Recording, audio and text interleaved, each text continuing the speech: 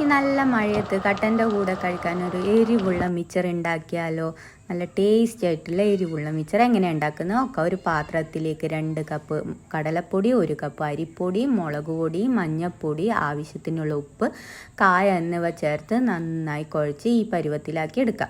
അതിനുശേഷം ഒരു പാത്രത്തിലേക്ക് വെളിച്ചെണ്ണ ഒഴിച്ച് ചൂടായതിനു ശേഷം കറിവേപ്പില, വറ്റൽമുളക്, വെളുത്തുള്ളി, പൊട്ടുകടല, നിലക്കടല ഇവ കൂടി ഫ്രൈ ചെയ്ത് മാറ്റി വെക്കാം. ഇനി അതേ എണ്ണയിലേക്ക് തന്നെ നേരത്തെ റെഡിയാക്കി വെച്ച മാവ് സേവനാഴിയിലിട്ട് ചുറ്റിച്ച് ഇതുപോലെ ഫ്രൈ ചെയ്തെടുക്കാം. 2 ഭാഗവും നന്നായി ഫ്രൈ ചെയ്തെടുക്കണം. അതിനുശേഷം ബാക്കി വരുന്ന മാവിലേക്ക് കുറച്ചുകൂടി വെള്ളം ഒഴിച്ച് ഇതുപോലെ ബൂന്തി ഉണ്ടാക്കിയെടുക്കാം. ഇനി നേരത്തെ ഉണ്ടാക്കി വെച്ച മിച്ചർ ഇതുപോലെ ഒന്ന് പൊടിച്ചെടുക്കാം. ബാക്കി ഫ്രൈ ചെയ്ത് വെച്ചിരിക്കുന്നതെല്ലാം മിച്ചറിലേക്ക് ആഡ് ചെയ്ത് കൊടുക്കാം. നന്നായി ഒന്ന് മിക്സ് ചെയ്ത് കൊടുക്കാം.